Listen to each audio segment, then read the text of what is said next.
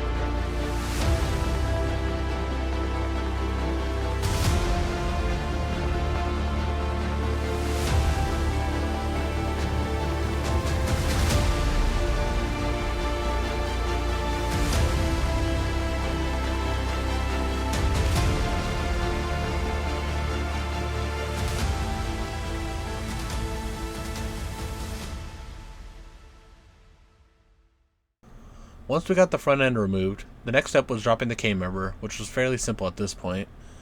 When we got the K-member out, we were easily able to see the full extent of the rust and the damage it's done. Next, we just went in and outlined where we needed to cut out and broke out the plasma cutter and got to work.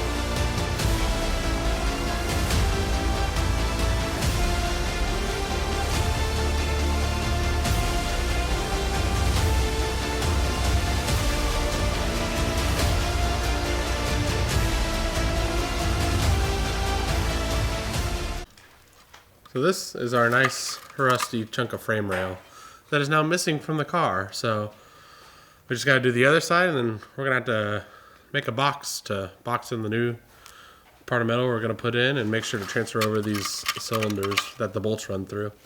So after we finished cutting off this side, we obviously did the same to the other because it had the exact same issue. Next, we just took a buffer wheel and went along the edges here to clean it up. That way our surface is ready to weld.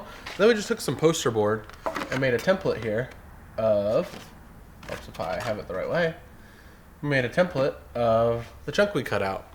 So now we'll just make the four sides, cut it out on the sheet metal with the plasma cutter, and we'll buff it down to get it right, put it all in, and butt weld it together.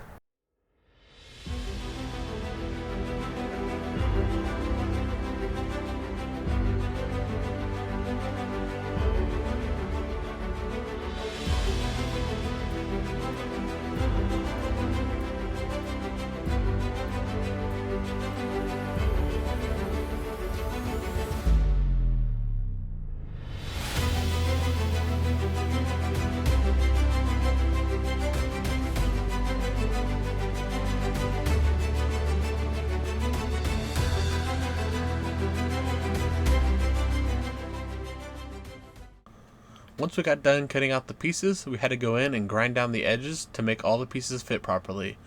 After that, we just made our supports and had to weld them in and then weld everything in on the car.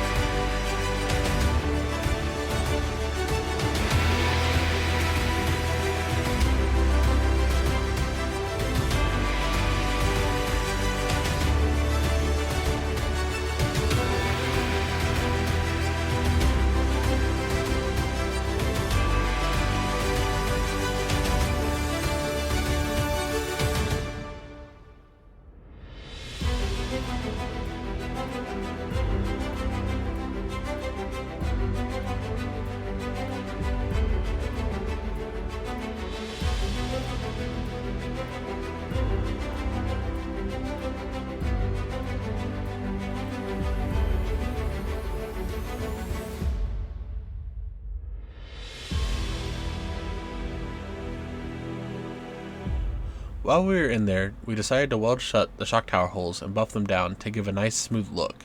If we were running a larger engine like a Coyote, these would not be as noticeable, but since we are running a small block Ford, we decided to do this to give the engine bay a nice clean look.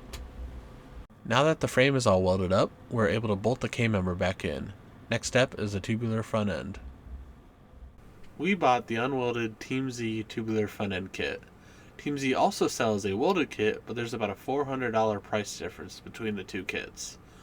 We decided that we could weld the kit ourselves and save a little bit of money. Since we already had the front end off the car, the next step was to level it.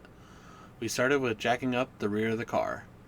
We noticed the driver's side was sitting a bit lower than the passenger side, so we stuck some wood under the tire to try to get it close to level. We grabbed our giant 4-foot level and stuck it across the shock towers, and look at that, right on the money. Since the car has been sitting outside, we developed a little bit of flash rust on our previous welds. Before we can weld in the plates, we need to clean this up so we have a clean surface to weld on. Cleaning this up is not a huge deal. We just used a wire wheel and then coated it with some weld-through primer. If left untreated, this flash rust could develop into some serious rust issues, kind of like what we cut out. For getting the top plates in, we needed to trim back a bit more material from the top. When we trimmed this back, the passenger side plate had a nice snug fit. The driver's side, on the other hand, is a completely different story. There's a bigger gap on the driver's side frame, so we had to modify how the plate actually sat in that frame. We cut a groove at the bottom for the plate to slide into, as opposed to it sitting on the bottom like it did on the passenger side. This made both the plates fit pretty close, so we drilled a hole in the chassis to put a bolt through to secure them on so we could fit up the tubes. Now that we had the top plates into place, the next step was the bottom plates. The bottom plates were a piece of cake compared to the top plates because they fit right into place and into the groove they were supposed to sit in. We gave them a quick tack so that they would be held into place while we lined up the main support tubes. The main tubes are cut at an angle on one end, so we just had to put that end against the shock tower plate and rotate it until it was completely level and also sitting completely flush against the plate. We gave these a quick tack weld to hold them in as well. We were going to MIG weld the entire front end, but our MIG welder was not strong enough, so we picked up some 80 SD2 TIG filler rod so we could TIG the whole front end because chromoly needs a lot of heat.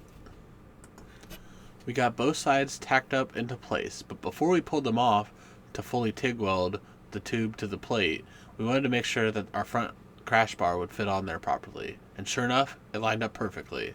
So now we just had to cut the tacks off and fully TIG weld the plate to the tube. Now that our main frame tubes were welded up, we tacked them back into place so we could fit up the front bumper. We took the front bumper mounting plates and bolted them onto the front bumper and slipped it up over the main tubes. We used a Sharpie to mark the plates in the tube so that we could line up the orientation properly. Next, we cut off the tacks, removed the main tubes, and set it completely flush on the table and set the plate on so we could weld it up and get it secured. Now that we have our front bumper mounting plates secured to our main tubes, we went ahead and bolted up the front bumper, as well as we tacked on the front end again. We put a jack stand under the front bumper just to make sure it helped hold it up, as well as made sure everything was level. Now we were able to work on our downward tubes that go from the top plates down to the main tube. Putting in the side bars was pretty similar to putting in the main bars. We just had to make sure that the bar was completely flush against the top plate and it had a cutout to fit right into the groove of the main tube. Now we just tacked up those side tubes and pulled it all off so we could TIG weld the entire thing. Once we had the side pieces fully TIGged onto the main hoop, we started to have a completed looking piece. We bolted it all back together so we could line up the main radiator support. With the main radiator support lined up, we TIG welded it all into place, and that completes our front end for now. Now we have the tube front end pretty much on. We still need to weld the brackets here and here, but we are holding off at the moment. We need to figure out what we want to do with the mustache bar because we don't like the way this one fits up. We're going to take the top of the factory front end and cut it off so that we can use it to maintain the factory look as well as the fender mounting locations and hood release.